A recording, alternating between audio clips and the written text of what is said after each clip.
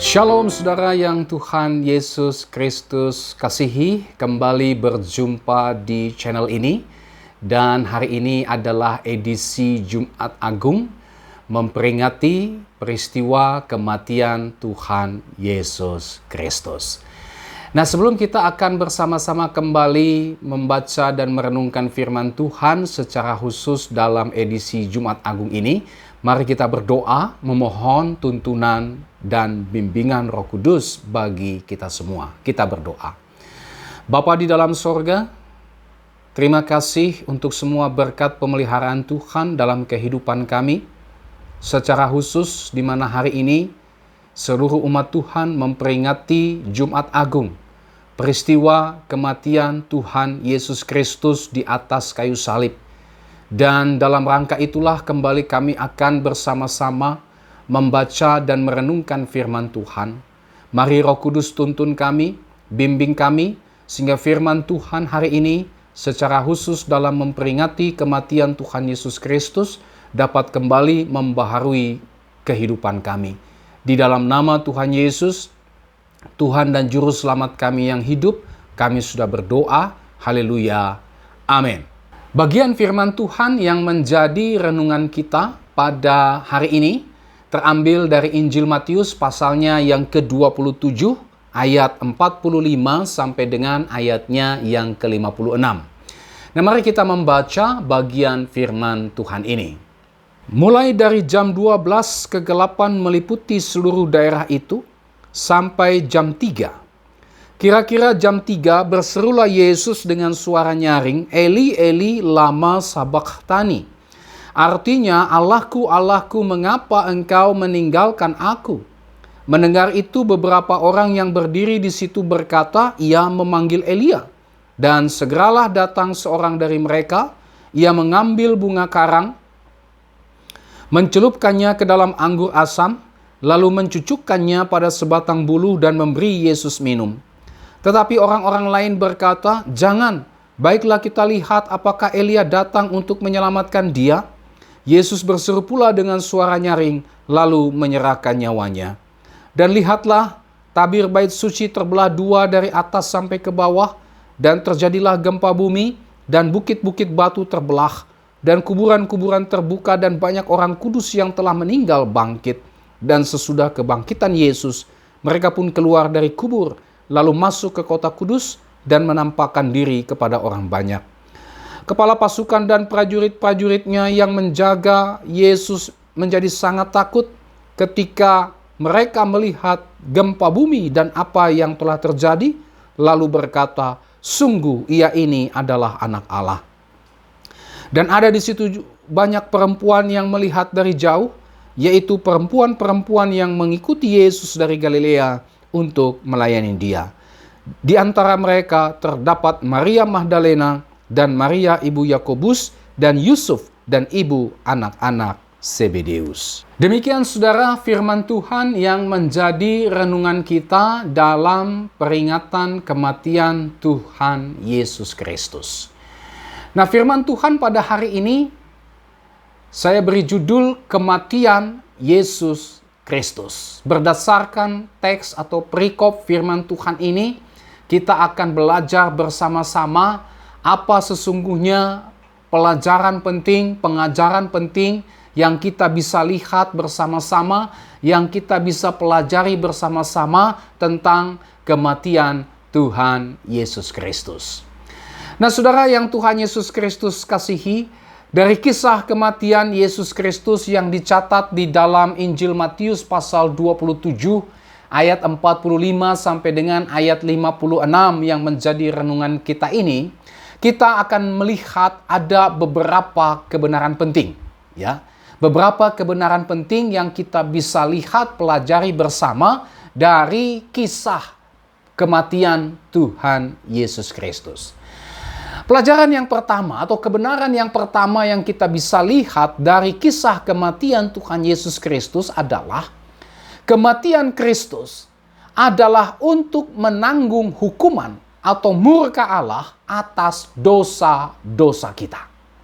Saudara, di dalam ayat 45 kita melihat bahwa ketika Tuhan Yesus disalibkan, ya, terjadi kegelapan yang berlangsung selama 3 jam di seluruh daerah itu. Ya. Hari itu yang tadinya terang benderang, yang tadinya panas terik, saudara, seketika berubah menjadi gelap gulita selama 3 jam. Ya, ini cukup lama juga. Nah, kegelapan tersebut ini sama seperti kegelapan tengah malam. Nah, kegelapan itu bukan disebabkan oleh gerhana matahari, bukan, saudara. Karena tidak pernah ada gerhana matahari yang terjadi selama 3 jam. Ya. Kegelapan itu bukanlah kegelapan biasa, melainkan sebuah fenomena alam tetapi bersifat supranatural. Ya, kegelapan yang tidak biasa. Kegelapan yang bersifat supranatural. Nah, saudara, bukan sebuah kebetulan. Kegelapan yang bersifat supranatural itu terjadi, tetapi semua itu jelas karena intervensi Allah. Ya. Kegelapan yang berlangsung selama 3 jam tersebut, ini merupakan sebuah simbol, ini merupakan sebuah gambaran murka Allah atas dosa-dosa manusia yang ditimpakan kepada Yesus Kristus. Saudara, Allah tidak bisa membiarkan dosa tanpa dihukum. Kenapa? Karena hal tersebut jelas bertentangan dengan sifatnya yang adil dan kudus. Oleh karena Allah itu adil, oleh karena Allah itu kudus, maka Dia menyatakan kekudusan dan keadilannya tersebut dengan menghukum dosa. Ya. Firman Tuhan berkata bahwa setiap orang yang berdosa dia harus mati. Setiap orang yang berdosa harus menanggung murka Allah. Upah dosa ialah maut. Dan pada hari itu Tuhan Yesus menanggung murka hukuman Allah karena dosa-dosa kita. Nah, peristiwa ini digambarkan ya dengan fenomena alam, itulah kegelapan yang terjadi selama 3 jam. Saudara yang Tuhan Yesus Kristus kasihi, hukuman atau murka Allah yang ditanggung oleh Yesus Kristus ini merupakan sebuah penderitaan yang sangat amat berat. Ya, Tuhan Yesus bukan hanya mengalami penderitaan secara fisik, secara jasmani saja, saudara. Tetapi Tuhan Yesus juga mengalami sebuah penderitaan yang bersifat rohani. Ya, dan tentu saja penderitaan yang bersifat rohani inilah yang menjadi sebuah penderitaan yang sangat berat yang dialami oleh Tuhan Yesus Kristus. Ya, sehingga bisa dikatakan bahwa tidak ada seorang manusia pun yang mengalami penderitaan seperti Yesus Kristus. Karena Yesus Kristus bukan hanya menderita penderitaan yang sifatnya badani atau jasmania saja, ya, tetapi juga sebuah penderitaan yang bersifat rohani. Saudara, dosa memang mendatangkan penderitaan yang sangat berat. Itulah murka Allah. Ya. Nah, beratnya penderitaan yang dialami oleh Yesus Kristus ini kemudian terucap dalam sebuah seruan yang nyaring yang keluar dari mulut Yesus Kristus yang berbunyi, Eli, Eli, lama sabachthani, yang artinya, Allahku, Allahku, mengapa engkau meninggalkan aku? Ayatnya yang ke-46. Saudara, seruan Yesus tersebut jelas bukanlah sebuah seruan karena Yesus telah berbuat dosa. Allahku, Allahku, mengapa engkau meninggalkan aku? Ini bukan seruan dari pribadi yang telah berbuat dosa, tidak. Tuhan Yesus tidak pernah berbuat dosa. Ya. Seruan Eli, Eli, lama sabachthani, Allahku, Allahku, mengapa engkau meninggalkan aku? Ini bukan pula menunjukkan ketidaktahuan daripada Yesus. Mengapa Allah meninggalkan dia? Ya, bukan karena faktor ketidaktahuan Yesus. Mengapa Allah meninggalkan dia? Bukan, saudara. Seruan Yesus, Allahku, Allahku, mengapa engkau meninggalkan aku? Ini merupakan seruan karena status Yesus sebagai pengganti orang berdosa, di mana dia diperlakukan seperti orang berdosa, di mana dia diperlakukan seolah-olah dia telah berbuat dosa, sehingga dengan demikian dia harus menanggung kutuk atau murka Allah. Ya. Jadi seruan Yesus itu, ini karena status Yesus menggantikan orang berdosa. Ya. Sehingga Yesus diperlakukan seperti orang berdosa, seolah-olah dia adalah orang berdosa. Sehingga dengan demikian dia harus menanggung kutukan murka Allah, ya, karena dosa.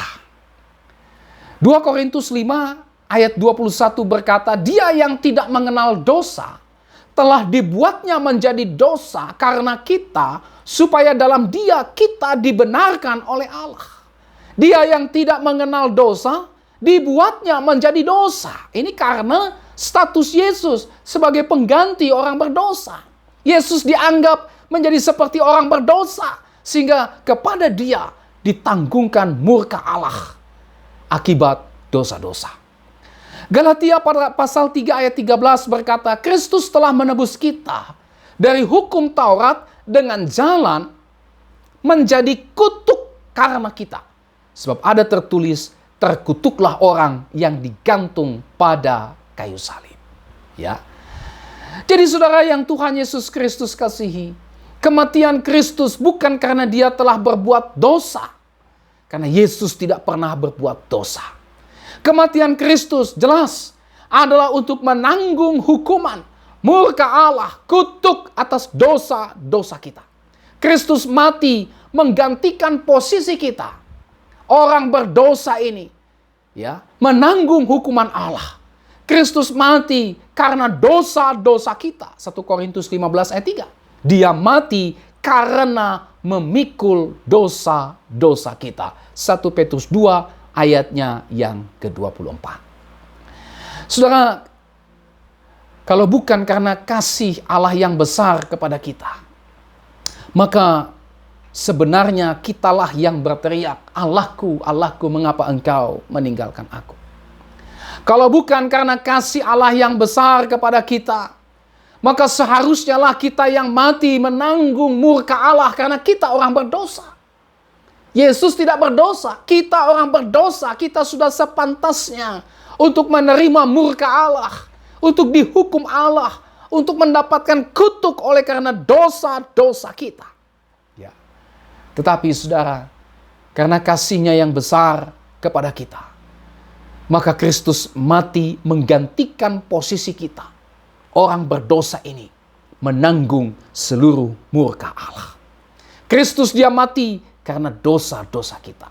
Dia mati karena memikul dosa-dosa kita. Sekali lagi, kalau bukan karena kasih karunia Allah yang besar kepada kita, maka kitalah yang seharusnya mati. Maka kitalah yang seharusnya menanggung murka Allah. Tetapi karena kasih Allah kepada kita, maka Kristus menggantikan kita untuk menanggung murka Allah akibat dosa-dosa kita. Sehingga, saudara, kita yang percaya kepadanya dibebaskan dari murka Allah. Dan kita yang percaya kepadanya tidak lagi berada di bawah murka Allah. Roma 8 ayatnya yang pertama. Ya. Jadi inilah makna daripada kematian Yesus Kristus di atas kayu salib. Inilah kebenaran yang pertama yang kita bisa lihat dari kematian Yesus Kristus di atas kayu salib. Itulah kematian Kristus untuk menanggung murka Allah atas dosa-dosa kita, supaya kita yang percaya kepadanya dibebaskan dari murka Allah. Supaya kita yang percaya kepadanya tidak lagi berada di bawah murka Allah. Supaya kita yang percaya kepadanya tidak lagi dibinasakan di dalam api neraka yang kekal itu.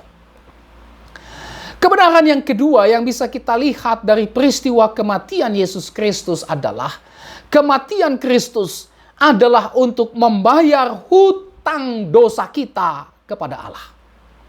Saudara, di dalam ayat 48 sampai 50 kita melihat bagaimana Yesus Kristus di situ diberi minum anggur asam.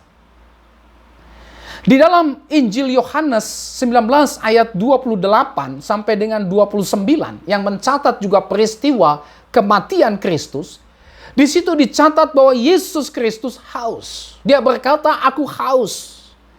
Lalu kemudian dia diberi minum anggur asam. Dan setelah Yesus minum anggur asam tersebut, Yesus kemudian berkata, sudah selesai. Yohanes 19 ayat 30.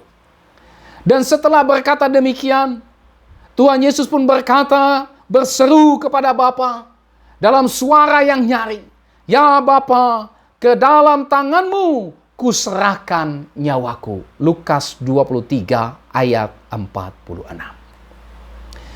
Saudara, kalimat sudah selesai yang diucapkan oleh Tuhan Yesus, kata sudah selesai, ini mempunyai makna dibayar penuh.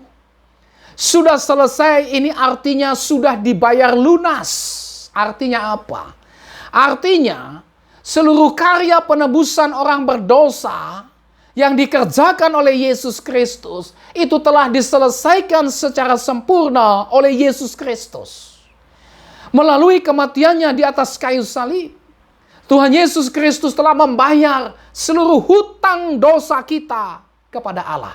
Kristus menebus kita dengan membayar lunas seluruh hutang dosa kita kepada Allah dengan nyawanya, dengan darahnya yang kudus itu. Saudara yang Tuhan Yesus Kristus kasihi, dosa-dosa kita ini adalah hutang kita kepada Allah. Kita berhutang kepada Tuhan oleh karena kita tidak bisa hidup sesuai dengan kehendak Allah. Kita berhutang kepada Tuhan oleh karena kita tidak mau tunduk kepada apa yang menjadi kehendak Allah. Dan kita tidak bisa membayar hutang kita tersebut. Dan malah kita terus menumpuk hutang-hutang kita. Terus menumpuk hutang-hutang kita tersebut. Karena kita terus-menerus hidup dalam dosa. Karena kita tidak mau tunduk kepada kehendak Allah. Maka hutang dosa kita semakin hari semakin menumpuk.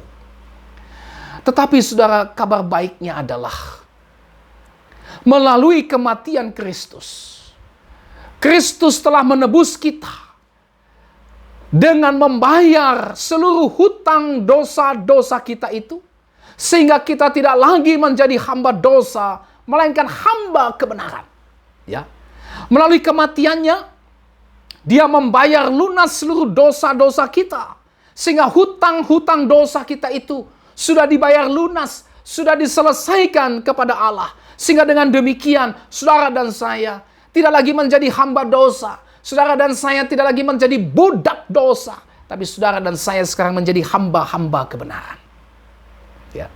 Melalui kematian Kristus di atas kayu salib, Dia telah menebus kita dengan cara membayar seluruh hutang-hutang dosa kita kepada Allah. Sehingga saudara dan saya bukan lagi milik kepunyaan dosa, tapi saudara dan saya milik kepunyaan Allah. Saudara dan saya ditebus oleh kematian Yesus Kristus.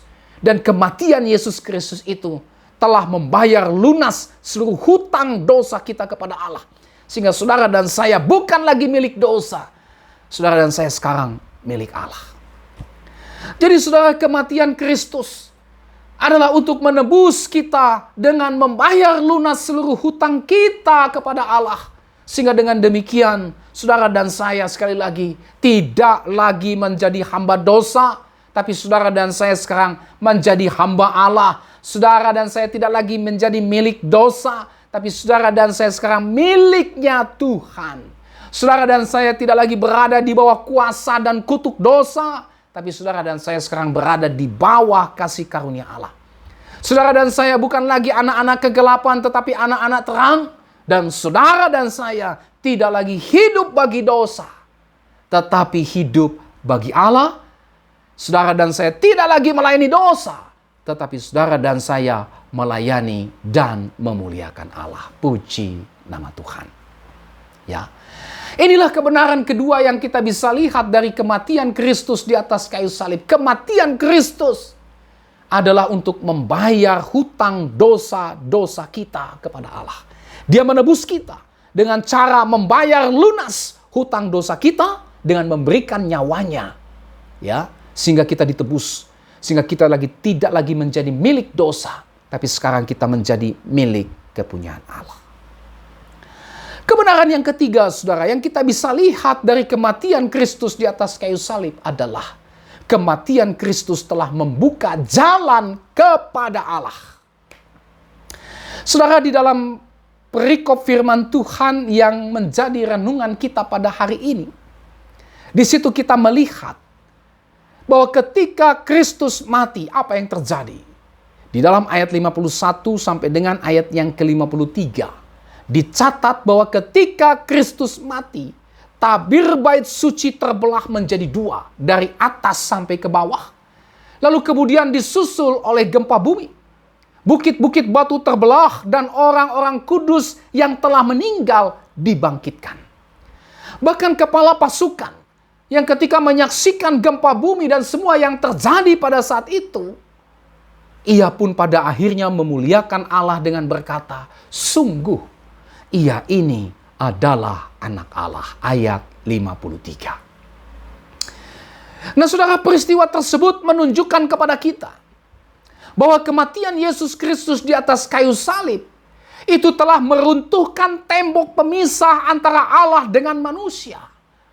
Kematian Yesus Kristus di atas kayu salib telah merubuhkan tembok pemisah antara Allah dengan saudara dan saya orang berdosa ini. Kematian Yesus Kristus di atas kayu salib telah membuka jalan kepada Allah. Sehingga dengan demikian manusia berdosa, saudara dan saya yang percaya kepadanya, pada akhirnya dapat berjumpa dan bersekutu dengan Allah. Saudara dan saya bisa hidup dalam damai sejahtera dengan Allah dan hidup memuliakan Allah. Nah, semua ini terjadi, saudara, oleh karena kematian Yesus Kristus di atas kayu salib. Kematiannya telah membuka jalan kepada Allah, sehingga saudara dan saya dapat berjumpa dengan Allah. Saudara dan saya dapat bersekutu dengan Allah. Saudara dan saya dapat hidup dalam damai sejahtera dengan Allah. Dan saudara dan saya pada akhirnya dapat hidup kekal bersama dengan Allah. Inilah yang dikerjakan melalui kematian Yesus Kristus. Kematiannya telah membuka jalan kepada Allah. Nah saudaraku yang Tuhan Yesus Kristus kasihi, inilah 3 kebenaran penting yang bisa kita lihat dari kematian Yesus Kristus di atas kayu salib. Ya, yang pertama, itulah kematian Yesus Kristus di atas kayu salib adalah untuk menanggung hukuman murka Allah atas dosa-dosa kita. Sehingga setiap kita yang percaya kepada Kristus pada akhirnya dibebaskan dari hukuman Allah, dari murka Allah, itulah kebinasaan kekal. Yang kedua, kematian Kristus di atas kayu salib adalah untuk membayar hutang dosa kita kepada Allah. Sehingga setiap kita yang percaya kepada Kristus dibebaskan dari kuasa dan kutuk dosa. Dan kemudian hidup dalam limpah kasih karunia Allah. Saudara dan saya tidak lagi menjadi hamba dosa, tetapi menjadi hamba Allah. Saudara dan saya bukan lagi anak-anak kegelapan, tapi saudara dan saya sekarang adalah anak-anak terang. Saudara dan saya tidak lagi hidup bagi dosa, tapi sekarang saudara dan saya hidup bagi Allah. Saudara dan saya tidak lagi melayani dosa, tapi saudara dan saya sekarang melayani Allah. Dan kebenaran yang ketiga yang kita bisa lihat dari bagian firman Tuhan, dari peristiwa kematian Yesus, adalah kematian Yesus Kristus di atas kayu salib telah membuka jalan kepada Allah. Sehingga setiap kita yang percaya kepadanya, kita bisa berjumpa dengan Allah. Kita bisa hidup dalam damai sejahtera dengan Allah. Kita bisa hidup dalam persekutuan kekal dengan Allah. Dan pada akhirnya kita bisa hidup memuliakan Allah. Nah, oleh sebab itu saudara, marilah kita percaya kepada Yesus Kristus. Percayalah kepada Yesus Kristus. Karena hanya Yesus Kristus sajalah yang bisa mendamaikan saudara dan saya dengan Allah. Yesus Kristus telah mati untuk menebus dan menyelamatkan saudara dan saya dari kuasa dosa, dari murka Allah, serta membawa saudara dan saya untuk masuk dalam persekutuan kekal dengan Allah. Saudara, tidak ada juru selamat lain yang bisa membebaskan kita dari kuasa dan kutuk dosa, serta yang bisa membawa kita hidup dalam damai sejahtera dengan Allah, selain hanya Yesus Kristus sendiri. Oleh sebab itu, hari ini juga ambil keputusan, saya mau percaya kepada Yesus Kristus. Percayalah kepada Yesus Kristus hari ini juga, dan saudara akan diselamatkan. Yang kedua, saudara, kita yang sudah mengalami berkat, kita yang sudah mengalami anugerah Allah melalui kematian Yesus Kristus di kayu salib, maka mari kita senantiasa bersyukur kepada Allah yang telah mengaruniakan hidup kekal kepada kita melalui iman kepada Yesus Kristus. Dan tentu saja, bukan hanya kita bersyukur atas kasih karunia Allah yang telah dinyatakan melalui iman kepada Yesus Kristus, tetapi mari kita juga tidak lagi kembali hidup di dalam dosa. Ya, jangan lagi kembali hidup dalam dosa. Bukankah kita telah mati bersama-sama dengan Kristus dalam kematiannya? Bukankah manusia lama kita telah turut disalibkan supaya tubuh dosa kita hilang kuasanya agar jangan kita menghambakan diri lagi kepada dosa? Roma 6 ayat 6. Bukankah kita telah mati bagi dosa dan hidup bagi Allah dalam Kristus Yesus? Roma 6 ayat 2 dan ayat yang 11.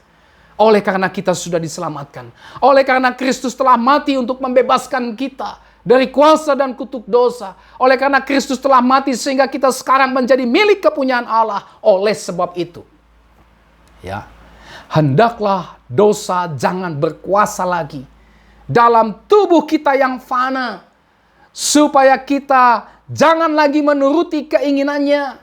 Dan janganlah kita menyerahkan anggota-anggota tubuh kita ini kepada dosa untuk dipakai sebagai senjata kelaliman. Tetapi mari serahkan diri kita kepada Allah sebagai orang-orang yang dahulu mati, tetapi yang sekarang hidup. Dan mari kita serahkan anggota-anggota tubuh kita, hidup kita ini kepada Allah untuk menjadi senjata-senjata kebenaran. Kenapa? Sebab kita tidak akan dikuasai lagi oleh dosa. Karena saudara dan saya tidak berada di bawah hukum Taurat, tetapi di bawah kasih karunia. Roma 6 ayat 12 sampai dengan ayat 14. 2 Korintus 5 ayat 15 mencatat, dan Kristus telah mati untuk semua orang, supaya mereka yang hidup tidak lagi hidup untuk dirinya sendiri, tetapi untuk Dia yang telah mati dan telah dibangkitkan untuk mereka.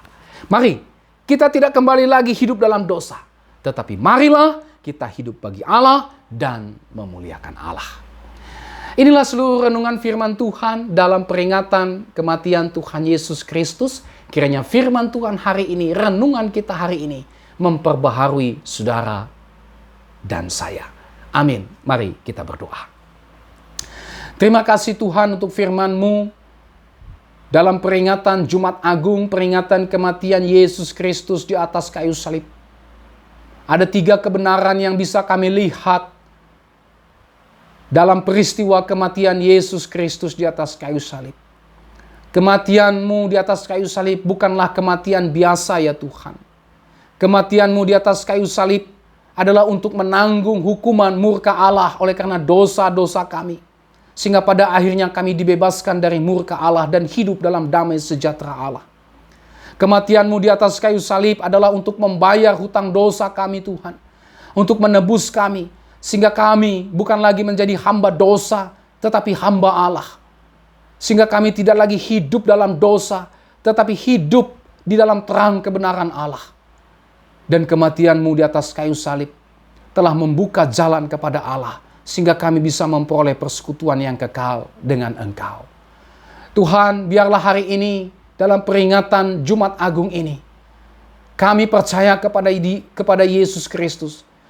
Kami terima Yesus Kristus sebagai Tuhan dan Juru Selamat kami yang hidup.